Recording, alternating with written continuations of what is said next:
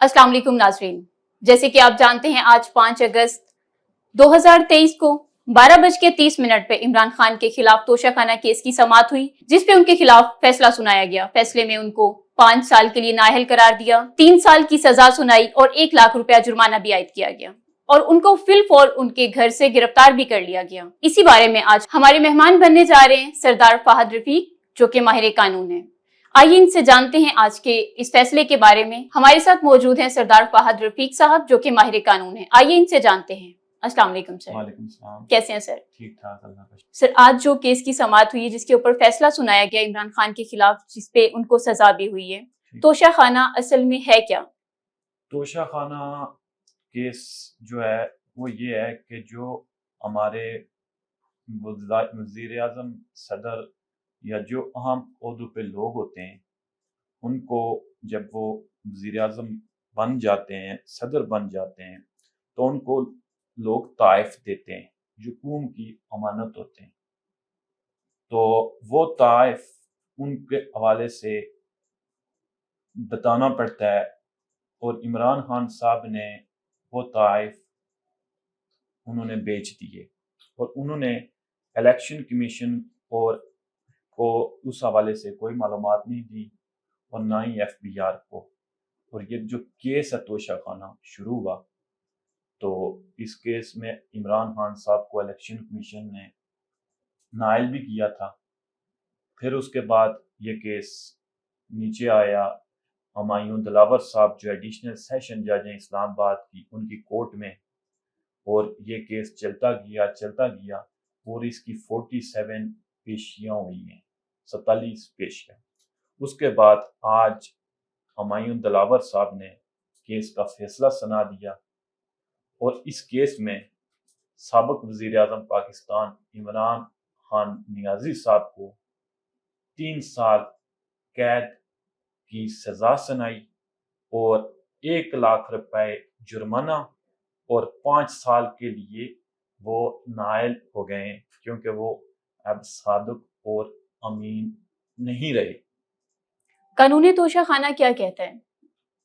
कानून तोशाखाना ये कहता है कि अगर कोई भी इस तरह वज़ीर आज़म, सदर अगर ताइफ को छुपाए, ताइफ जाहिर ना करे, तो उसको सजा दी जाए, क्योंकि ये जो ताइफ मिलते हैं हमारे हुक्मरानों को, ये कौम की अमानत होते हैं, ये उनके कोई जाती जागीर नहीं होती है। जज साहब ने जो आज फैसला सुनाया है, उसमें क्या कहा है उन्होंने? जज साहब ने आज जो फैसला सुनाया है, उसमें जज साहब ने कहा कि इमरान खान नियाज़ी साहब कि एक तो मुल्ज़म खुद कोर्ट में पेश नहीं हुआ और दूसरा उन्होंने झूठा बयान हल्फी जमा कराया है।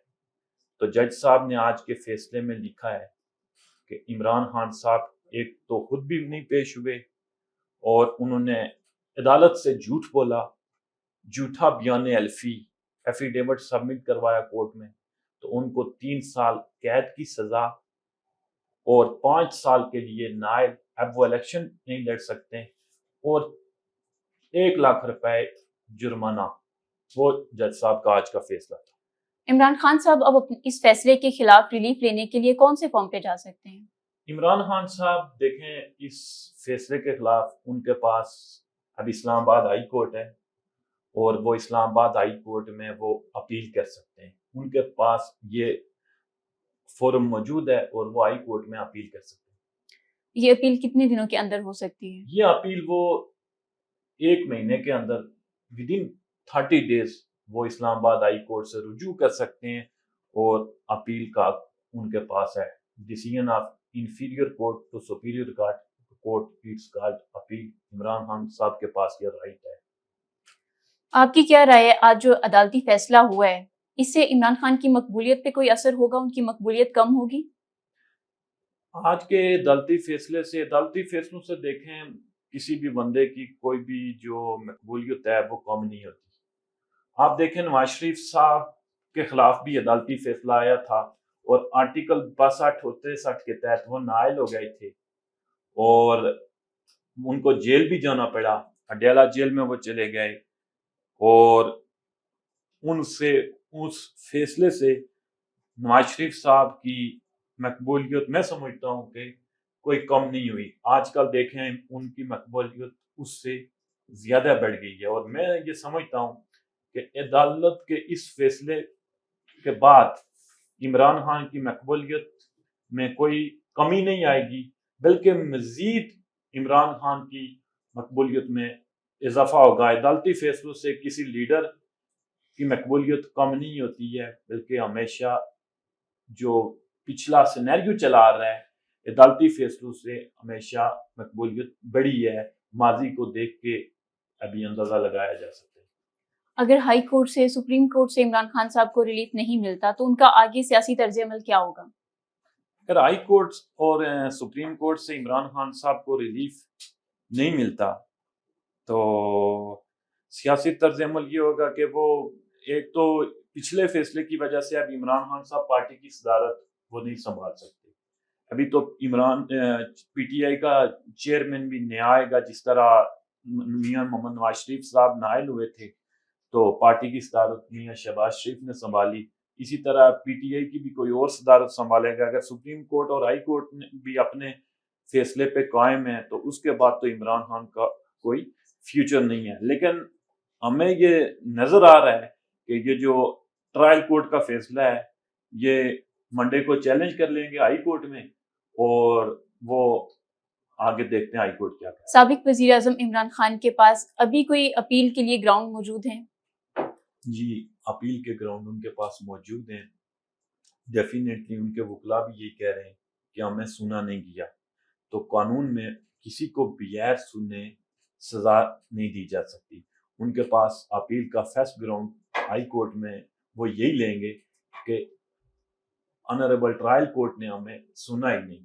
اس کے حوالے سے یہ ایک سیٹ اسائیڈ ہے کہ no one should be condemned on heart. کسی کو بغیر سنے آپ سزا ہی نہیں دے سکتے. اور آج کے اس فیصلے میں نہ عمران خان صاحب کے وکیل خواجہ عارض صاحب انہوں نے کوئی آرگومنٹس نہیں کیے، اور نہ عمران خان صاحب خود موجود تھے، ان کو سنا ہی نہیں گیا. ان کے پاس سب سے بڑا گراؤنڈ یہی ہے. سر، جیسا کہ آج سننے میں آیا ہے کہ عمران خان کے وکیل کو بحث نہیں کرنے دی گئی، اور کل ہمایوں دلاور خان صاحب جو ہیں ہمارے جج، ان کے درمیان اور مرزا عاصم بیگ کے درمیان تلخ کلامی ہوئی ہے، اس کے بارے میں بتائیں. جی، جب میں وہاں جی علامہ نیو جوڈیشل کمپلیکس میں موجود تھے، جو ہی خواجہ عارض صاحب آئے وہ کورٹ کے اندر چلے گئے تو انہوں نے جب جج صاحب فیصلہ وہ سنانے لگے انہوں نے کہا کہ میں کچھ آرگو کرنا چاہتا ہوں. تو جج صاحب کا یہ کام تھا کہ ان کو کہتے کہ آپ اپنے ڈیفنس میں جو آرگو کرنا چاہتے ہیں کریں. تو انہوں نے ایسا ان کو نہیں کرنے دیا. انہوں نے کہا stop, I announce the short order. Imran Khan کے خلاف جو آج فیصلہ سنایا گیا ہے، ان کو جو سزا دی گئی ہے اس میں 1 لاکھ جرمانہ بھی ان پہ عائد کیا گیا ہے. اگر وہ جرمانہ نہیں دیں گے تو کیا سزا بڑھے گی؟ اس بارے میں سر بتائیں کچھ. آج جو عمران خان صاحب کو آنریبل کورٹ نے فیصلہ دیا اور سزا دی، اور فیصلے میں یہ انہوں نے لکھا ہے کہ اگر عمران خان صاحب جرمانہ ادا نہیں کرتے، 1 لاکھ روپے جرمانہ ہے، تو ان کو مزید 6 ماہ سزا ہوگی. سر، عمران خان کے خلاف جو فیصلہ سنایا ہے اس میں آگے کیا اس کیس میں پیش رفت ہوگی؟ کیا مزید دیکھنے کو سننے کو ہمیں کیا ملے گا؟ کیا اور دیکھنے کو ملے گا اس میں؟ دیکھیں، اس میں مزید پیش رفت یہی ہوگی کہ 30 دن کے اندر وہ اپیل کریں گے، اور 30 دن سے پہلے ود ان 1 month، اور منڈے کو وہ اپیل کریں گے اسلام آباد ہائی کورٹ میں، اور یہ گراؤنڈ لیں گے کہ ہمیں سنا ہی نہیں گیا اور اس آرڈر کو سسپینڈ کیا جائے. اور پھر عمران خان صاحب کی بیل اپلیکیشن لگے گی، درخواست ضمانت، اور اس میں کورٹ کے پاس یہ اختیارات ہیں کہ وہ دیکھیں گے کہ ٹرائل کورٹ کا کیا فیصلہ ہے. اگر ٹرائل کورٹ کا فیصلہ کورٹ سسپینڈ کر دیتی ہے اور عمران خان صاحب کو وہ بیل بھی دے سکتے ہیں، اور بیل کی صورت میں عمران خان صاحب باہر آ جائیں گے، اور سزا کے حوالے سے پھر فیصلہ عدالت نے کرنا ہے بعد میں کہ سزا بنتی ہے نہیں بنتی ہے، نااہلی ان کی ختم کرنی ہے نہیں ختم کرنی ہے. اگر نااہلی ختم ہو جاتی ہے تو عمران خان صاحب آمدہ جو الیکشن ہیں ان میں وہ حصہ لیں گے اور وہ الیکشن کنٹیسٹ کر سکتے ہیں. اگر سزا نہیں ختم ہوتی ہے تو عمران خان صاحب 5 سال کے لیے نائل ہیں اور وہ الیکشن نیشنل اسمبلی کا، صوبائی اسمبلی کا کوئی بھی الیکشن اور نہیں کنٹیسٹ کر سکتے اور نہ ہی وہ کوئی حکومتی عہدہ لے سکتے ہیں۔ سر یہ بتائیں پاکستان میں جو عدالتی نظام ہے یہ دنیا میں کون سے نمبر پہ ہے، اور پاکستان کے عدالتی نظام سے دنیا پاکستانی اتنے مایوس کیوں ہیں؟ دیکھیں جی، پاکستان کا جو عدالتی نظام ہے وہ 129 نمبر پہ ہے اور بڑی بری صورتحال ہے، اور یہاں جو ماضی میں دیکھنے کو آیا ہے، جس آدمی کو بھی سزا ہوئی ہے، آپ دیکھ لیں ذوالفقار علی بھٹو صاحب، ان کو انہی پاکستان کی عدالتوں نے سزا دی تھی، اور بعد میں جج صاحب نے مرنے سے پہلے یہ ذکر کیا کہ مجھ سے تاریخ میں سب سے بڑی غلطی ہوئی کہ میں نے ذوالفقار علی بھٹو کو سزا دی۔